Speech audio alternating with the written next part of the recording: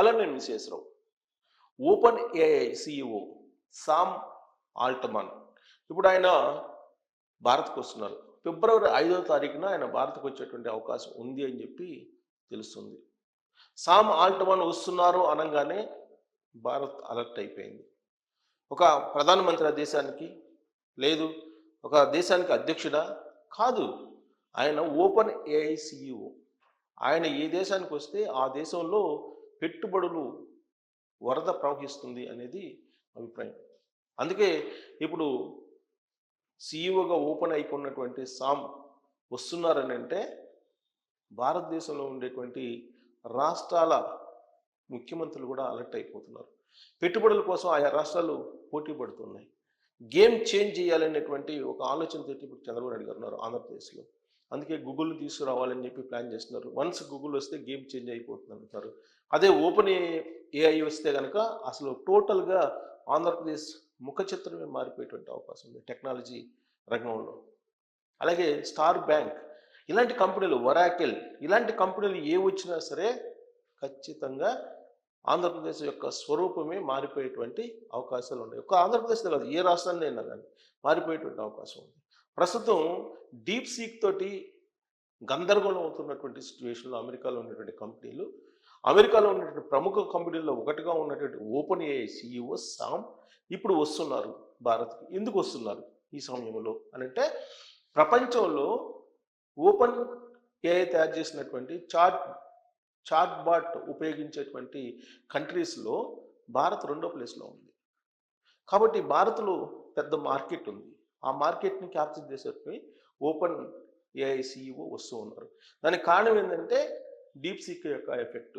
China తయారు చేసినటువంటి deep seek చాలా తక్కువ ఖర్చుతోటి ఎక్కువ యూజర్ ఫ్రెండ్లీగా ఉన్నటువంటి టూల్ అది. అలాంటి టూల్ని చైనా విడుదల చేసింది. దాంతో ఇప్పుడు అమెరికాలో ఉన్నటువంటి టాప్ కంపెనీలు ఆర్టిఫిషియల్ ఇంటెలిజెన్స్ని డెవలప్ చేసినటువంటివి అల్లాడిపోతున్నాయి. కొన్ని $1 మిలియన్ నష్టాన్ని చవిచూశాయి కేవలం 2-3 రోజుల్లోనే. ఆ నష్టాలు చవిచూసినటువంటి వాటిలో Oracle, open AI, star bank ఇలాంటివన్నీ కూడా ఉన్నాయి. ఇలాంటి పరిస్థితుల్లో భారత మార్కెట్ని కోల్పోకుండా ఉండటానికి జాగ్రత్త పడుతూ ఇప్పుడు ఓపెన్ ఏఐ సిఇఓ భారత్కు వస్తున్నారు ఫిబ్రవరి 5వ తారీఖున.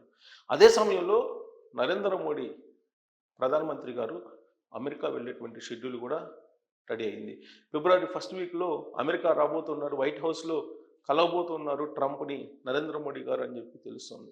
అటువైపు నుంచి ఓపెన్ ఏఐ సంబంధించినటువంటి సిఇఓ ఇటు వస్తున్నారు.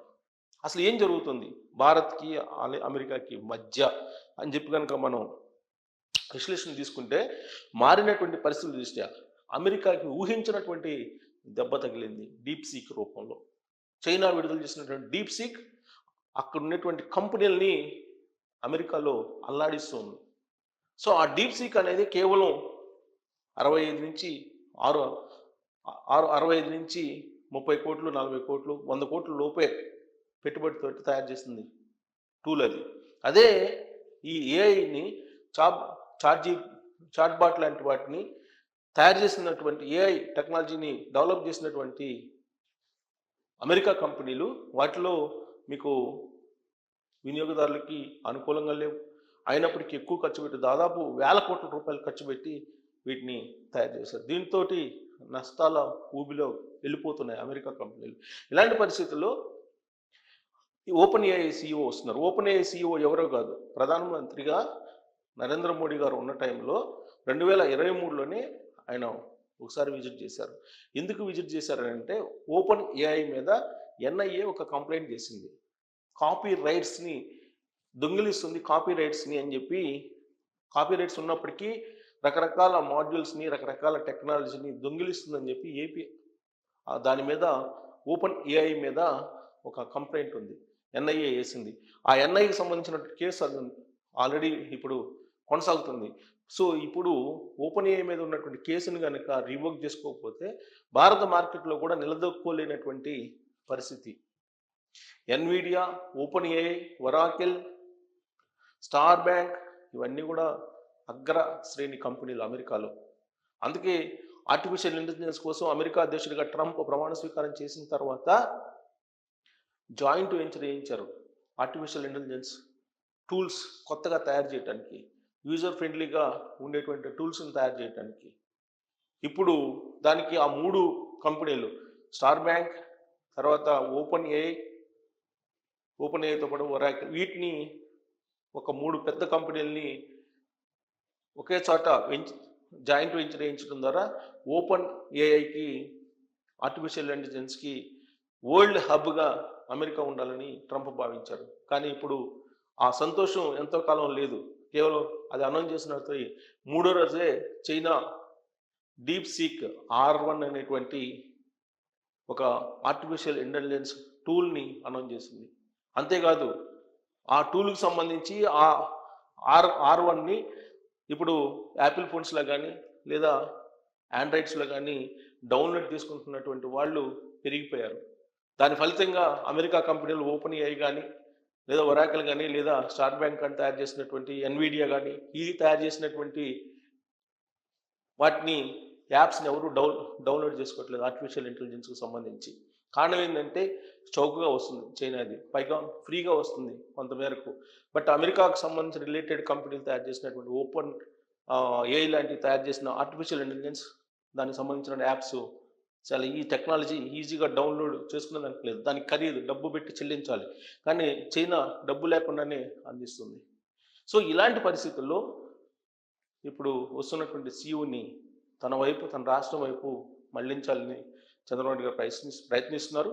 నరేంద్ర మోడీ గారు కూడా ఇప్పుడున్నటువంటి పరిస్థితుల్లో ఆయా రాష్ట్రాలు టెక్నాలజీ పరంగా పోటీ పడుతున్నటువంటి క్రమంలో ఆంధ్రప్రదేశ్ వెనకబడింది కాబట్టి దాన్ని ఒక గేమ్ చేంజర్ చేసేటువంటి కంపెనీలు పంపించాలి అనేటువంటి ఆలోచనతోటి నరేంద్ర మోడీ గారు ఉన్నారు అని చెప్పి తెలుస్తుంది. అందుకే open AI CEO Sam Andhra Pradesh వైపు చూస్తున్నారు.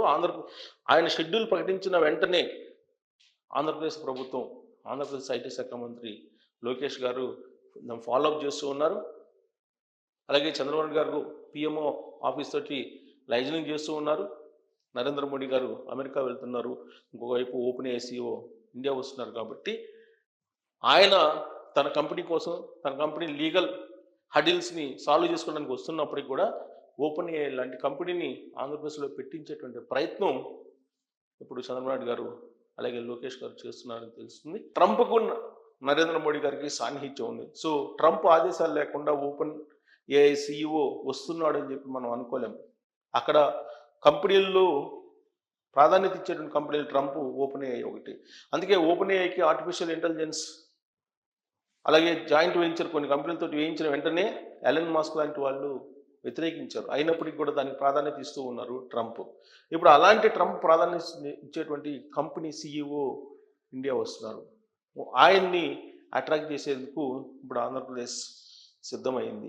కరెక్ట్గా ఇప్పుడు ఈ టూర్ని కనుక మనం, శామ్ టూర్ని కనుక ఒక్కసారి మనం సినిమా యాంగిల్లో చూస్తే, ఇటీవల కాలంలో విడుదలైనటువంటి సంక్రాంతికి వస్తున్నాం సినిమాలో ఏ విధంగా అయితే అమెరికా నుంచి వచ్చేటువంటి ఒక ప్రముఖ సాఫ్ట్వేర్ కంపెనీ సీఈఓ తోటి ముఖ్యమంత్రి అప్రోచ్ అయ్యారో, ఆ తరహాలో అప్రోచ్ అయ్యి అట్రాక్ట్ చేసే ప్రయత్నం చేస్తున్నారు. కానీ ఆ సినిమాలో కిడ్నాప్ గురించి చూపించారు, ఇక్కడ ఆ సీన్ మాత్రం లేదు. దయచేసి ఆ యాంగిల్లో మీరు ఆలోచించద్దు. బట్ ఆయా రాష్ట్రాల్లో నెలకొన్న పరిస్థితుల దృష్ట్యా ఏ సీఈఓ అమెరికా నుంచి ఇండియా వస్తున్నట్టు క్రమంలో ఆంధ్రప్రదేశ్కి ఆయన్ని తీసుకొచ్చేందుకు ప్రయత్నాలు జరుగుతున్నాయి. అది ఎంతవరకు ఫలించే అవకాశం ఉందనే దాని మీద కామెంట్ రూపంలో మీ అభిప్రాయాన్ని తెలియజేయచ్చు. Thank you very much.